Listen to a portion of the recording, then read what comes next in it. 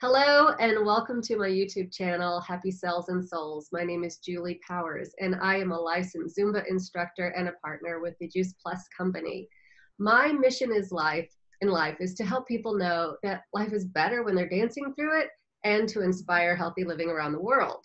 But my expanded mission is to create better health at the cellular level and more joy at the cellular level. And I believe that we have one body to live in while we're here, and we have to take care of it. That's what we have to do. But we also have to live with joy and happiness within us so that that light can come out. And so that's what I'm hoping that these conversations will help achieve in the world, is to bring some really interesting, remarkable people into your life and let you learn from them as I'm going to learn from them, because I've met some really remarkable people throughout my life, and I believe that if we're not opening our minds and listening to everything that people can offer us, if we're not growing and learning, then we're just stagnant and dying, and that's no fun. So today we get to talk to Dr. Nicole McCauley, who is a pediatric and perinatal chiropractic specialist and some more stuff that she's going to tell you because I will mess it up. And she is just a really amazing human being who has a very impactful story and something that's very near and dear to her heart, besides taking care of people through chiropractic, is helping people grow their own food and to not be hungry. And she has a really great story about that. And we're going to talk about her businesses. I met Dr. Nicole through the Juice Plus company, and so she and I share this mission of inspiring healthy living around the world. But she also has a company called Planting Seeds LLC. Her practice is called Breath of Life Wellness Center, and her foundation is the McCauley Foundation. So, Dr. Nicole, can you tell me a little bit more about your background and just walk me through all of this exciting stuff that's happened with feeding people and caring for people and helping them achieve their best lives possible? Thanks, Julie. I'm honored to be here. I really appreciate the invitation. And yes, I'm excited to tell you a little bit about me. So I am a pediatric and perinatal chiropractor, and my specialty is in helping expectant parents, parents who are trying to conceive, as well as children from birth all the way up through 25. So neurobiological development is the name of the game for me, and giving them the best possible start to begin with. So we want to make sure that the soil, so to speak, is ready and primed for that wonderful little seed to grow in. So anyhow, that is a bit about what I do. My practice is in Springfield, Missouri. I also had a practice out in Depot Bay, Oregon, that I recently had closed. I've moved back here to Missouri, but I still love all my people out there. Had a really great time working with the folks out there.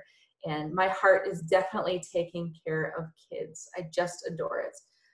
My husband and I were unfortunately unable to have our own children. And so we have focused our entire efforts on how do we serve the kids in the world that are already here.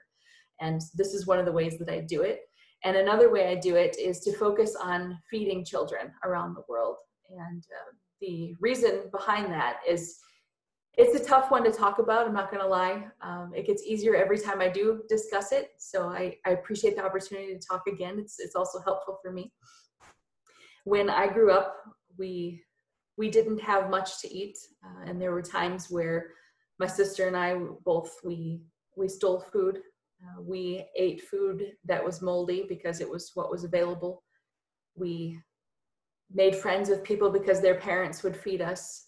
We even dated guys because we knew at the end of the evening, at least we were going to get dinner. And so there are a lot of things that I used to say I'm not proud of that I did.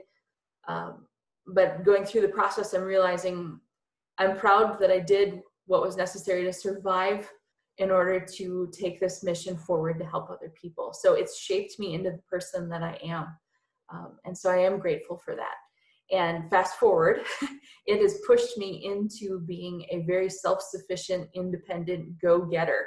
And if there is a problem, I will solve it. I'm extremely resourceful. And so again, those are great lessons. I'm really glad that I got out of that. And it is my life goal to feed these kids.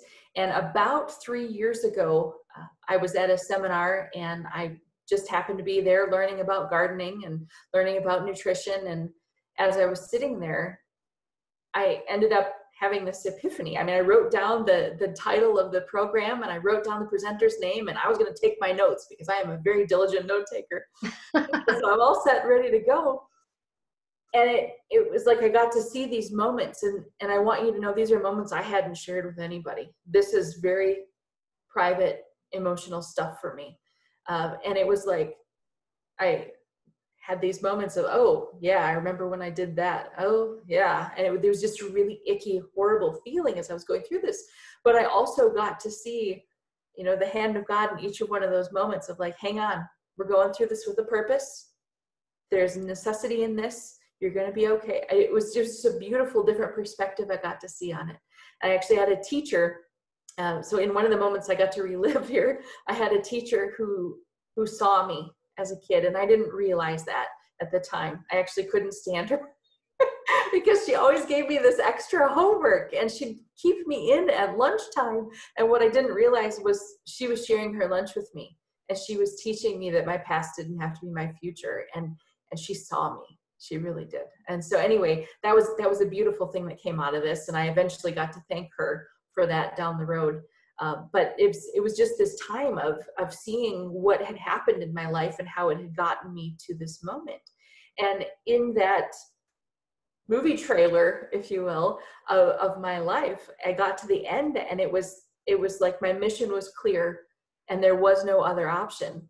It was my job to feed children. I needed to do that. So I'm certainly never going to give up my amazing practice. I love what I do, and it makes my heart so full. But when I am not doing this, I am 100% focused on doing planting seeds.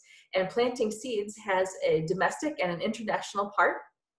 And what we do domestically is we set up small to medium-sized nonprofits like a school or a nursing home or a daycare center with farms, so they have the opportunity to learn about agriculture, to feed their people, and also to have a way to create some income so that they can stay doing what they're doing, and they can employ volunteers. They can have volunteers and employ the people that are necessary to help oversee everything. So we're creating opportunities for them and jobs, as well as this nutritional effect.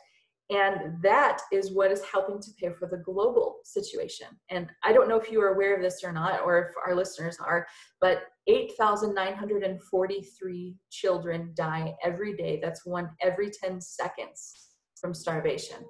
And I can't sleep at night knowing that. I just can't do it. That is a horrendous number. And I'm fearful that that number is going to increase during this, mass pandemic era of our history, because people are not going to have access because so many things have changed drastically. But that is a terrible number, and my heart is with you and everything that you're doing. So and I want you to know that your story, I'm sure, is not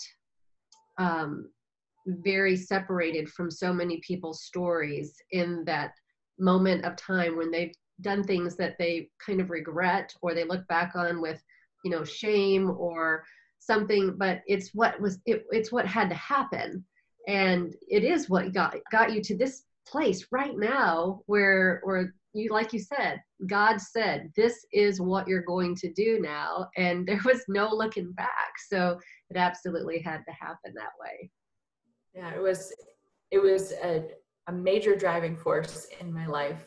And now all those things I was so ashamed of, I actually get to share with other people, and it helps me to connect with someone else.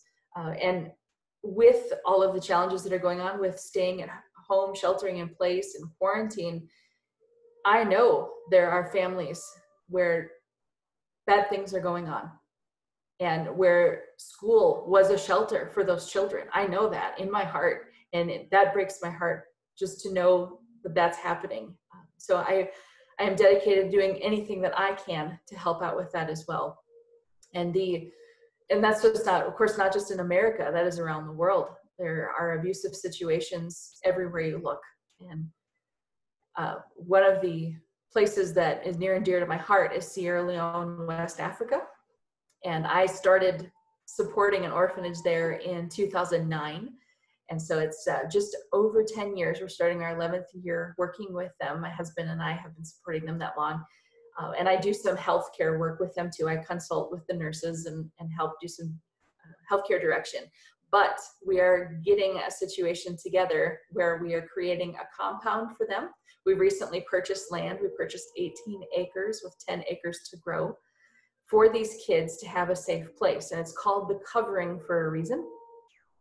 They were being sold into sex trafficking and other slavery of every kind you can imagine.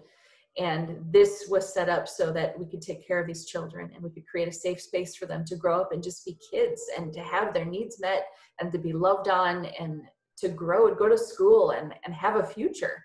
And so as it's gone on, many of the kids have been adopted out, but some of them have not. And when they reach 17, they have to go. That is the rule. That's the rule in the country. It's what's called aging out. And so we have children of all different ability levels. We have some who are disabled and have feeding tubes. Many of the children in that country, if you have any disability, the parents will throw you away because they believe that you're demonic and you're going to bring problems into the tribe. So they will get rid of their children. And that is their culture, and that's what they believe to be true. Unfortunately, there's no one there to take care of those kids. So we've created a way for those kids to have someone to take care of them. But even if they don't get adopted out, what's going to happen? So this orphanage has set up a program called the Roots Program. And the Roots Program is where those kids who are aging out get a chance to continue their life. So they get to stay on premise and they get to go to an educational facility. And right now we're working with Texas Christian University to set up a program there where it becomes their prep school. So those kids who are college bound have the ability to go on to school, and those who are not have the ability to stay and work, and they get to learn how to do things around the compound. That could be maintenance, that could be working in the kitchen, it could be all sorts of different things that they have opportunities for. But creating this opportunity by having a farm there where those kids, and we can employ local folks, local nationals from that area can work, and creating that agriculture opportunity, we're going to be able to feed everybody, but we're also going to be able to provide enough money to take care of those children who have aged out and are disabled so they can spend the rest of their life, however long that may be, at the center. That is my heart's desire. I'm so excited, and that's what we're working towards there. And the coolest part, I'm so head over heels with this. The coolest part is that when we create that farm then in turn takes care of paying for the next farm, which is going to be in Thailand. We have one that we're working on there. So all of these farms are in preparation, and they're in the preparation phase, and it usually takes 3 to 5 years to go from concept to first harvest.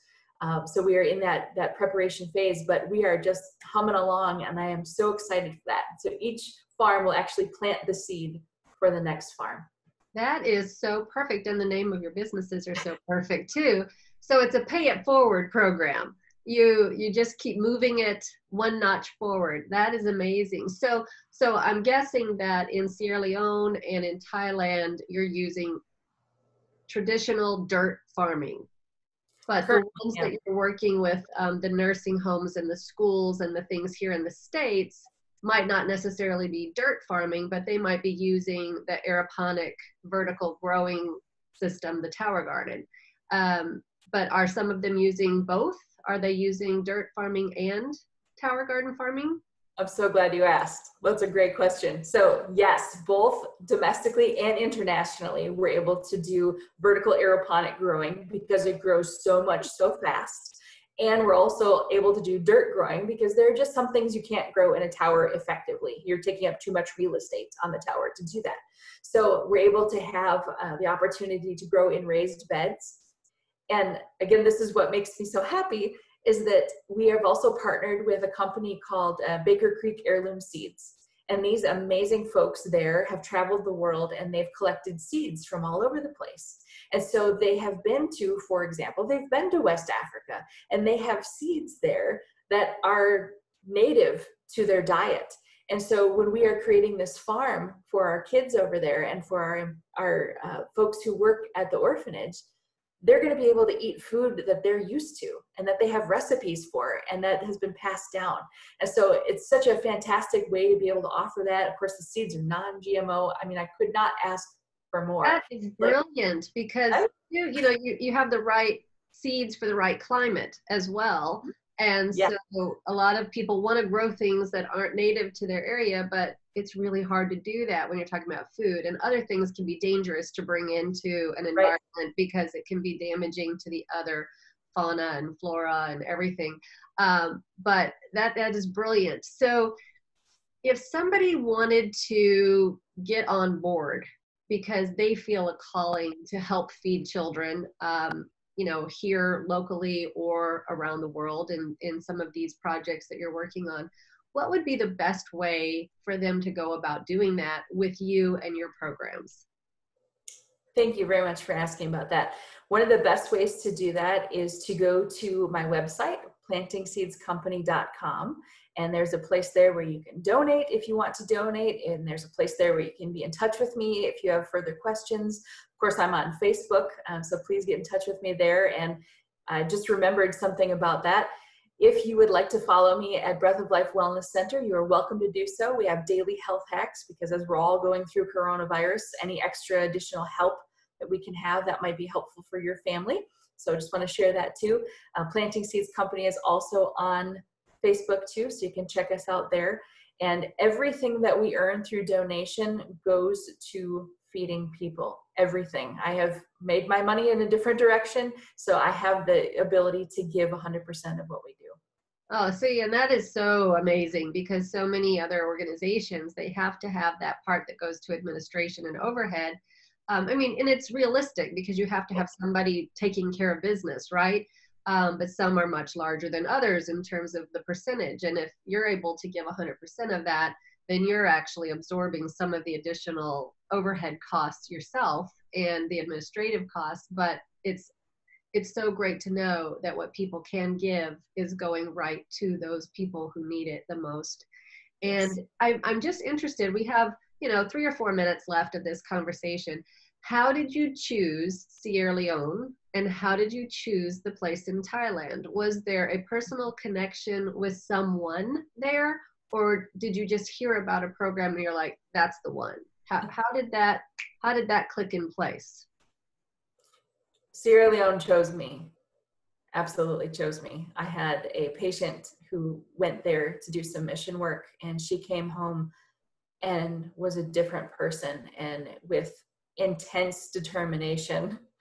That's the nicest way I can say it. She grabbed me by the shoulders and she said, you need to come with me. And I was like, oh, okay. I've done mission work before, didn't think too much out of it. I was like, oh, sure, I'll come. And she called me the next week and she said, well, your first payment is due on such and such a date. And I was like, okay, well, we're doing this. Like, we're really doing this. I'm not backing out now. So anyhow, I got there and those children melted my heart and they are who I need to take care of. And gosh, there's a whole long drawn out story that goes with that. But when my husband and I were deciding that our path was not to be adoption, and we were done on the roller coaster of IVF and IUI, I was in Sierra Leone and it was right before Ebola hit. And I had been praying that night and I said, why can't I have a child? Why? I was so upset. And I woke up the next morning with, I gave you 96. How many more do you think you need? And I was like, oh, I get it. I get it. I get it. And that's where that came from. Things just happen the way they're supposed to happen. And sometimes I feel like people have a very structured view of what their lives are supposed to be like. And I did as well. And sometimes I still think I do. But I think that living through this particular time right now, people understand that we are not in control. We are literally not in control. And we have to just find out what it is that's really calling our hearts and then figure out a way to make our hearts happy doing those things. And I think that that's exactly what you've been able to do in so many ways and touching so many lives through your foundation, through your practice, just through everything. And I know that when you spoke at in a presentation that I was in the audience, I mean, when I heard your message, the one that you shared today, it really touched my heart. And I wanted to make sure that people were able to find this information in a little snapshot, and there's so much more to tell. And so I do encourage anybody who wants to find out more to get in touch with Dr. Nicole, and I will include a lot of the contact information below in the description of this video. But is there anything that you would like to say just to wrap this all up in the next minute? I'm just so grateful for the opportunity to share. Thank you. And it is definitely my earthly mission to be here and serve as many people as I can. So if there's anything I can do to help anyone on this path, please let me know. If you have a small to medium-sized nonprofit that you have connections with in another country and you'd be interested in being a partner with us to do that, we'd be happy to talk with you and see if we're a good fit.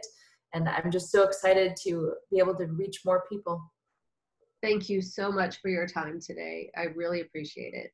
Thank you, Julie.